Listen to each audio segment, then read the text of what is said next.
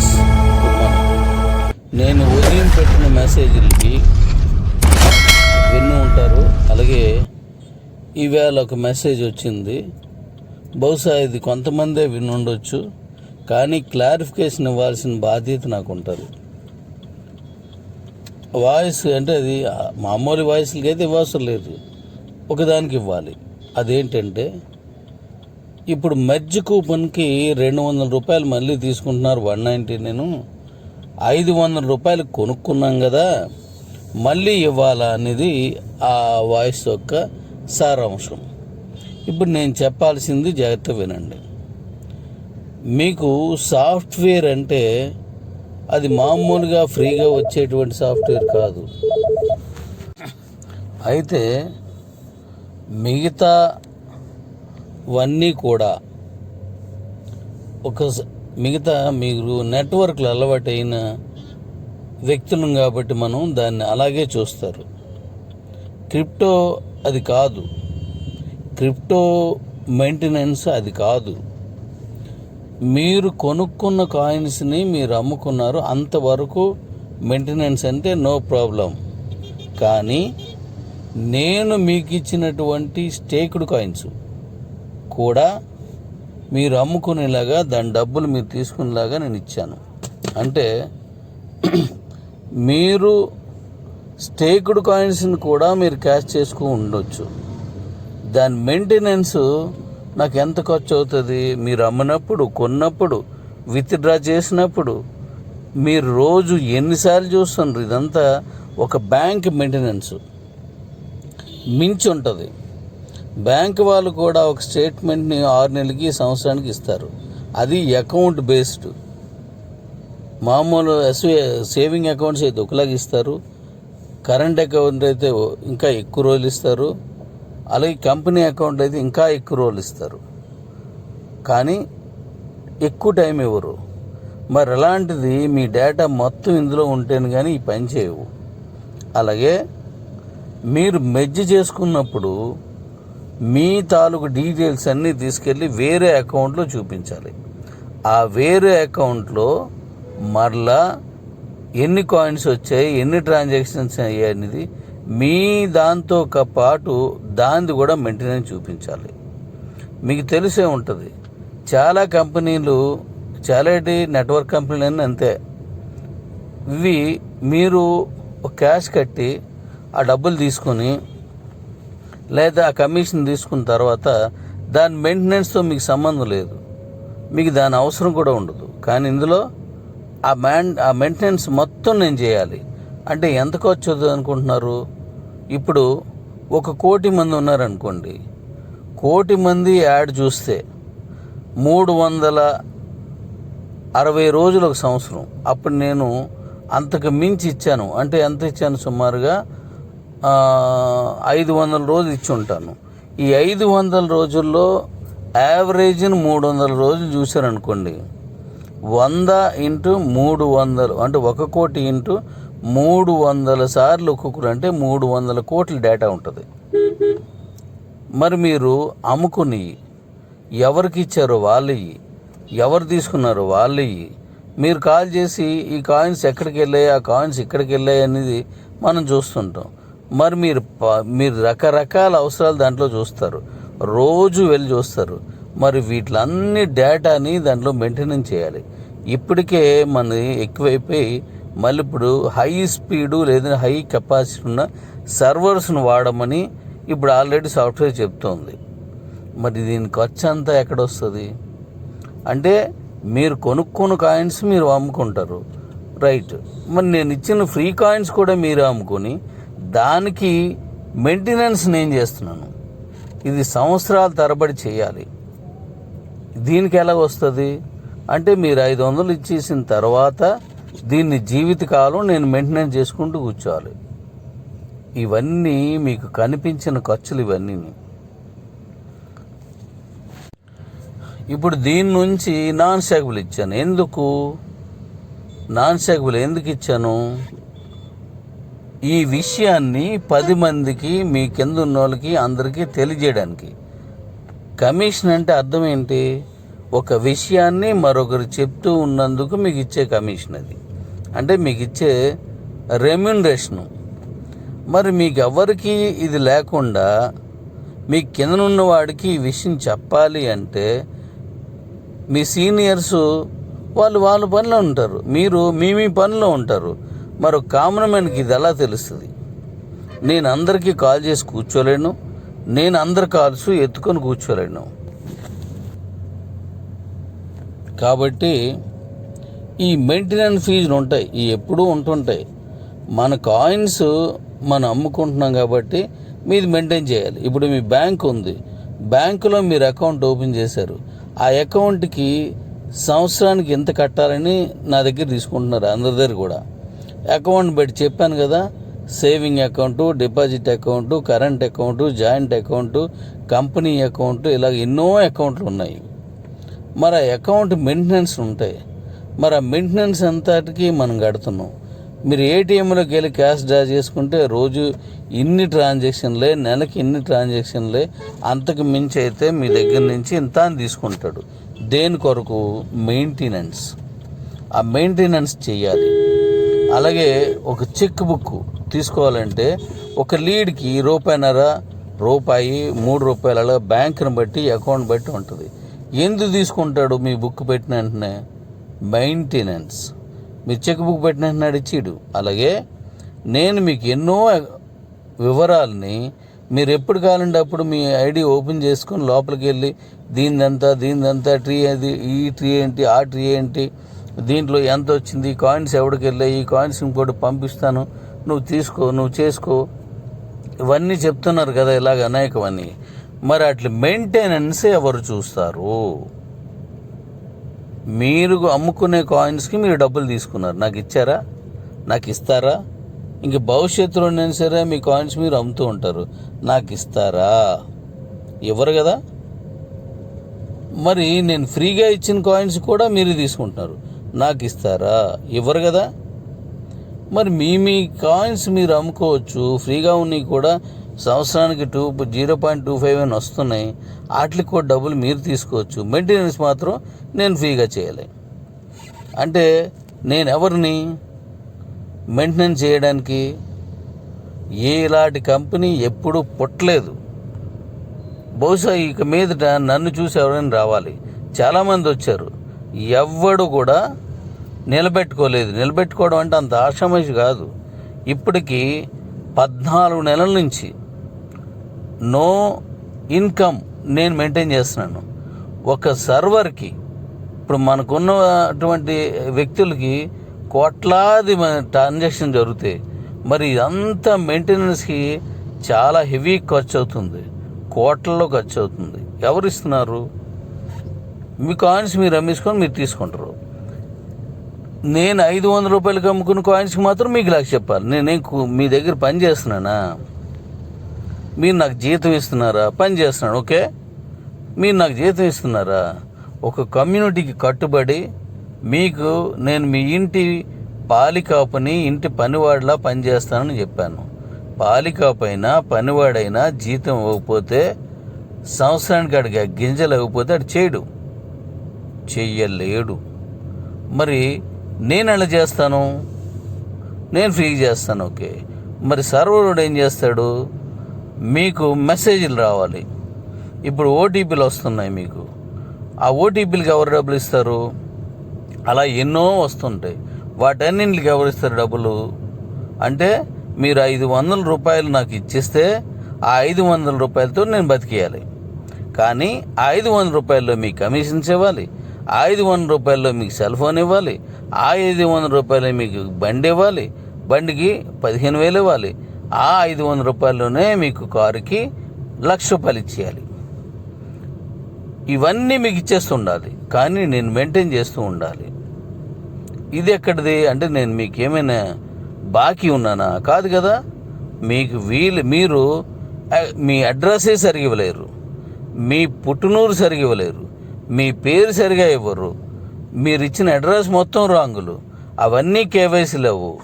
మరి మీ మెయింటెనెన్స్ ఎవరు చేస్తారు? కేవైసీ ఎలా అవుతుంది? అవి అవ్వు, కానీ మీకు ఇచ్చేయాలి. ఇది భారత రాజ్యాంగం ప్రకారం ఇలా చేయకూడదు. మీకు ఇంకా లీగల్గా ఆన్లైన్ గవర్నమెంట్ కేవైసీ చేస్తే ఒక్కడు నిలబడ్డు 1% కూడా ఉండరు. అయినా నేను మేనేజ్ చేసుకొస్తున్నాను. ఇప్పుడు మీరు బిట్మార్ట్ లేదంటే ఐ బ్యాంకు రేపు వస్తున్నటువంటి ఈ ఎక్స్చేంజ్లోకి మీరు వెళ్ళి కేవైసీ చేసుకోవాలంటే అంత ఆషామాషి కాదు. కానీ మన తాలూకా కీబోర్డ్లో మాత్రం మీకు కేవైసీ ఈజీ చేసేయాలి. దానికి మీరు పెట్టిన మెయిల్ కూడా చూడ్డు, కానీ మీరు ఇదేం చేసినా వెంటనే చేసేయాలి. ఎలాగొస్తాయి ఇవన్నీ? ఖచ్చితంగా ఈ మెయింటెనెన్స్ ఫీజు ఉంటుంది. వేరే వేరే పనులు జరిగినప్పుడల్లా ఉండాలి. బ్యాంకులో ఎలా అయితే రకరకాలకి ఫీజు తీసుకుంటాడో అలాగే దీనికి కూడా ఉంటుంది. లేకపోతే మెయింటెనెన్స్ ఇదంతానా. కాబట్టి దీన్ని ఎవరు ప్రశ్నించడానికి వీలు లేదు.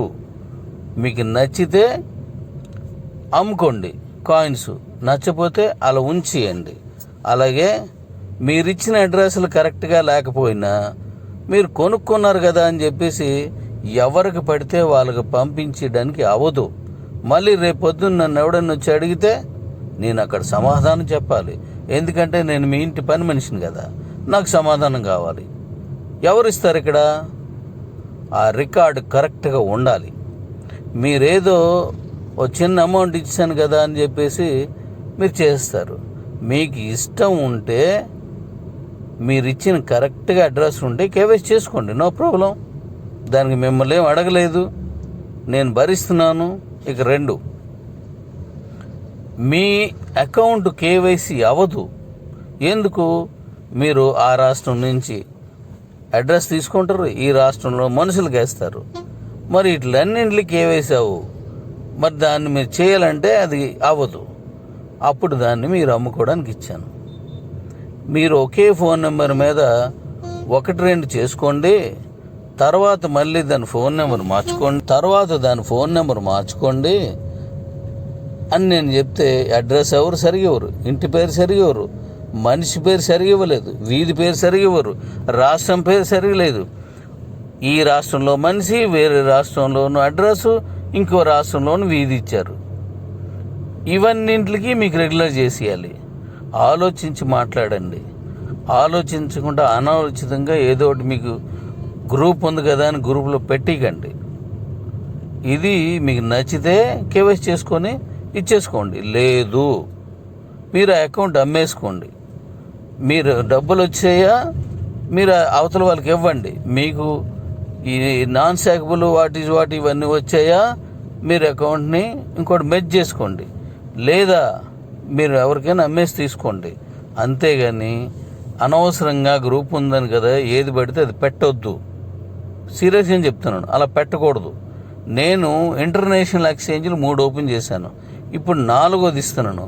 సో నేను ఇచ్చిన మాట ప్రకారం ఇది ఇంటర్నేషనల్ ఎక్స్చేంజ్ అయింది.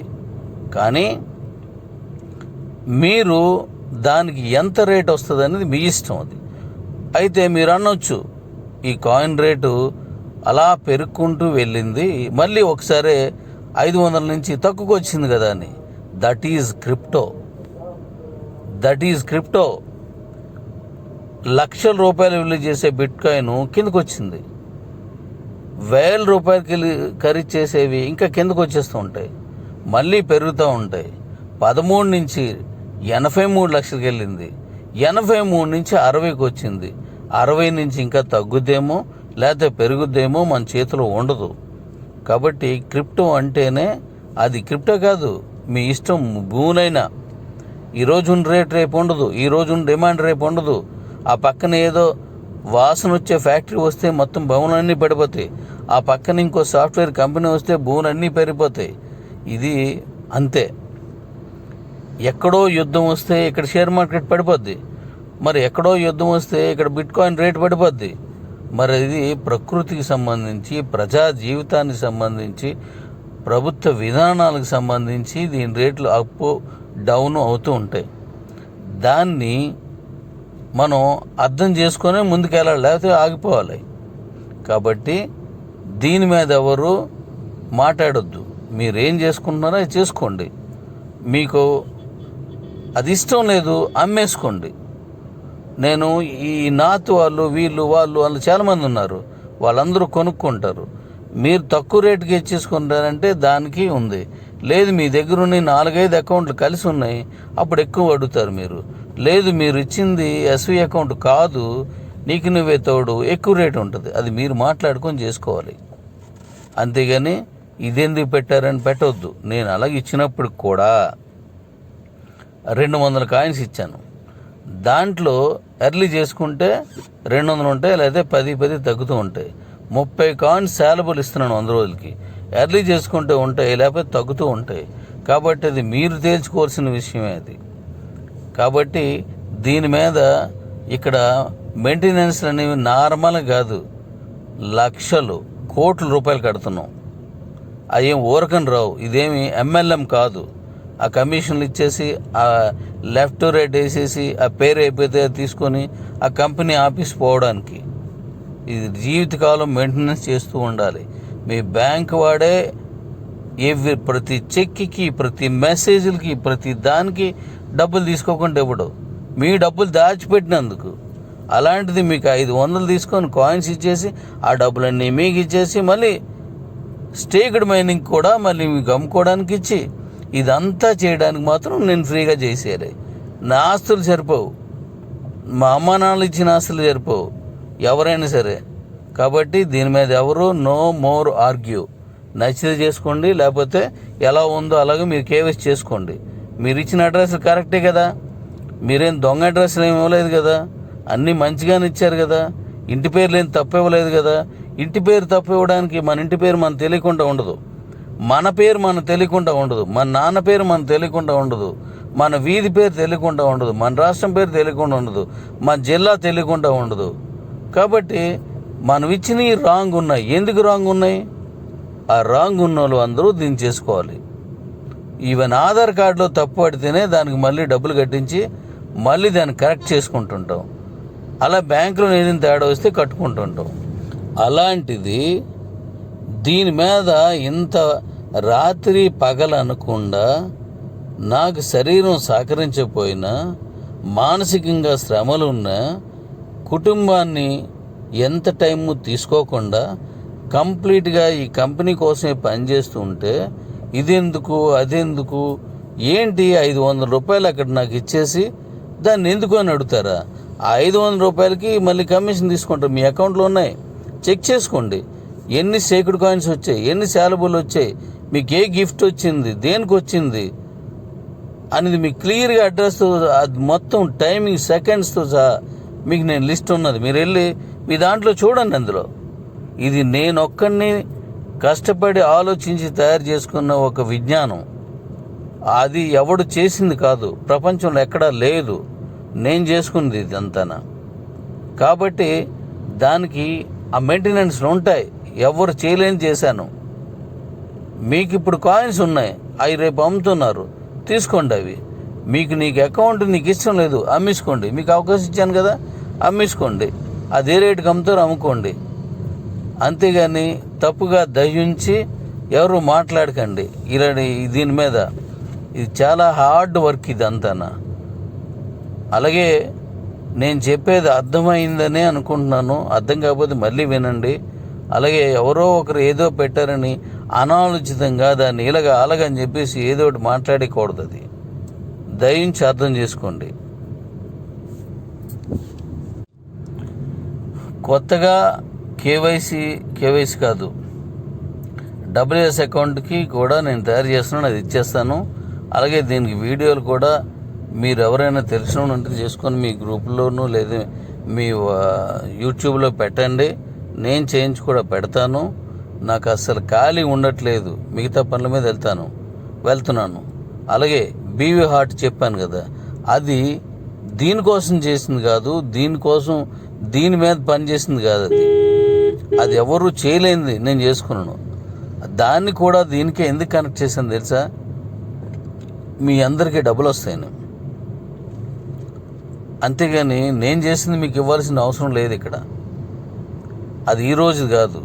పోనీ ఎవరైనా చేసిదా డబ్బులు ఖర్చు పెట్టండి, కోట్లాది రూపాయలు ఖర్చు పెట్టండి, ఎవడైనా ఇస్తాడేమో.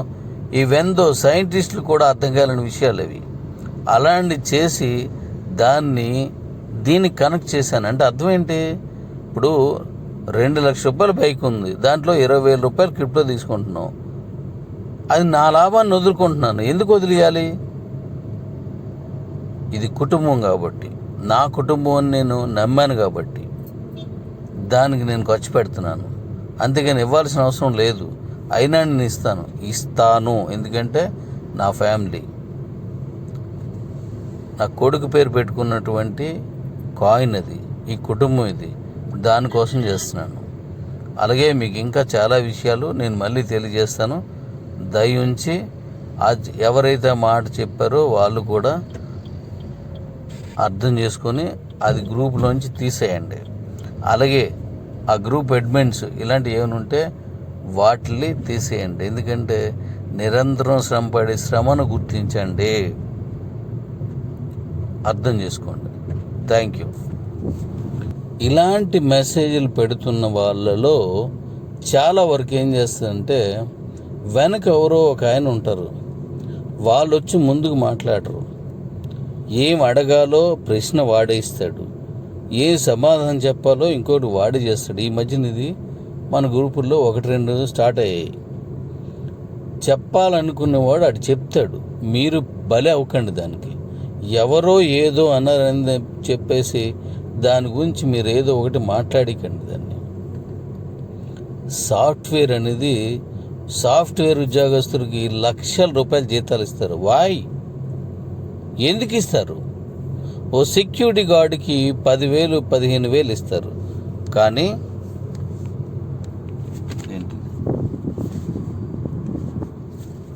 సెక్యూరిటీ గార్డుకి 10,000 15,000 ఇస్తారు. కానీ ఒక సాఫ్ట్వేర్ ఎంప్లాయీకి లక్షలు వేలు ఇస్తారు. ఎందువల్ల? ఆ వర్క్ అంత లోడు. ఒక సాఫ్ట్వేర్ వర్క్కి బోల్డ్ డబ్బులు తీసుకుంటారు. ఎందుకు? దానికి ఇచ్చే జీతాలు, దాని మెయింటెనెన్సులు, సర్వర్ మెయింటెనెన్సులు, ఇలా ఎన్నో ఉంటాయి. దానికి డేటాలు అవి ఇవి బోల్డ్ ఉంటాయి. వాటన్నింటికి ఖర్చు పెట్టాలి కాబట్టి అంత తీసుకుంటారు. ఇప్పుడు ఎవరో ఒకరు ఏదో నువ్వు అడగలగాని అంటే అడిగేకండి. దీన్ని 10 కాలాలు నిలబెట్టే పని చేయండి. అంతేగాని దీన్ని మనకి ఏదేది పోతే 500 కదా అని చెప్పేసి మీరు ఏదో ఒకటి మాట్లాడికండి. మీరు పని 500 కాదు, నేను చాలా మంచిగా చేయించాను అనొచ్చు.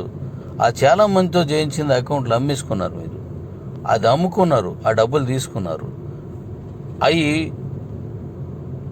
లెక్క కట్టి మరీ గిఫ్ట్లు తీసుకున్నారు. ఎందుకంటే అప్పుడు ఇంకా ఎవరి అడ్రస్ ఇవ్వకముందే కోపను కొనుక్కోండి చాలు, ఆ గిఫ్ట్లు ఇచ్చాము. దానికి కరెక్ట్ లెక్కేసే చేశారు, దాన్ని మైనస్ లైన్ చేయలేదు. మీకు అకౌంట్ చాలా వచ్చి ఉంటాయి, కానీ నాకు అన్ని గిఫ్ట్లకి కనెక్ట్ అయ్యాయి. ఏప్రిల్ జాన్యువరి తర్వాత నుంచి వచ్చింది తక్కువ, అంతవరకు వచ్చింది బిజినెస్ ఎక్కువ. ప్రతిదానికి మనం లెక్కలేసి ఇది ఇంత అదంతా అని చెప్పేయడానికి అవదు. ఇది కంపెనీ ఇది కాబట్టి ఇది ఇలాగే ఉంటుంది. మీరు కాయిన్ మీకు అమ్ముకోవడం నీకు ఇష్టం లేదు, లీవ్ ఇట్. 18 నెలలు టైం ఇచ్చాను, అమ్మేయండి. అందులోను ఇంకా భవిష్యత్తులో మీకు ఎవడు కొనేవాడు లేడు, దానికి కూడా వెసులుబాటు కల్పిస్తాను. ఇంకా భవిష్యత్తులో మీరు ఎవరెవరికి అమ్మేసుకోవడానికి మీకు ఎవడు దొరకలేదు, ఆ కొనుక్కొని కూడా నేను తీసుకొస్తాను. కంగారేం పడవసరం లేదు దానికి. ఏదో ఒకటి ఎవడో ఏదో వెనకాల ఉండి రెచ్చగొట్టాడని మీరు ఏదో ఒకటి మాట్లాడొద్దు. దయించి డాడీస్ అర్థం చేసుకోండి, అర్థమయ్యేలా చెప్పండి. ఏదో ఒకటి మాట్లాడకండి. 1 ఇయర్కి పైబడి దీన్ని నడుపుకుంటూ వస్తున్నాను, 3 ఏళ్ళు అయింది. ఇది నిలబెట్టుకోండి, ఇది నిలబడిలా చేయండి. నాతో కలిపి ఆ భావంతో రండి. ఆగిపోతే 1 నెల రోజుల తర్వాత దీని నుంచి ఎవడు పట్టించుకోడు. 6 నెలల తర్వాత దీని ఊసే రాదు. 1 ఇయర్ అయితే మర్చిపోతారు. కానీ ఇది నిలబడి ఉంటే జీతాలు బాగుపడతాయి. ఏ కంపెనీలు నిలబడి ఉండలేదు. మన కంపెనీ నిలబడి ఉండడానికి కారణం నేను ఇక్కడ బలంగా స్థిరంగా సెంటర్లో ఫోర్లో నిలబడి ఉన్నాను కాబట్టి. నేను నిలబడలేకపోవచ్చు, కానీ కంపెనీ నిలబెడుతున్నాను. అది అర్థం చేసుకోండి డాడీస్. నన్ను అర్థం చేసుకోండి డాడీస్. మీరందరూ అర్థమయ్యేలా చెప్పండి. దయించి దీన్ని ఇక్కడితో విడిచిపెట్టి మన పనుల్లో మనం ముందుకెళ్దాం. ఇంకా మరొక విషయంతో మేము ముందుకు వస్తాం. థ్యాంక్ యూ నాన్న. ఎవరైతే మెసేజ్ పెట్టారో వాళ్ళకు కూడా చెప్తున్నాను థ్యాంక్ యూ. ఈ విషయాల్ని అందరికీ అర్థమయ్యేలా చెప్పడానికి ఒక అవకాశం కల్పించిన ఆ డాడీకి కూడా నేను థ్యాంక్స్ చెప్తున్నాను. Thank you.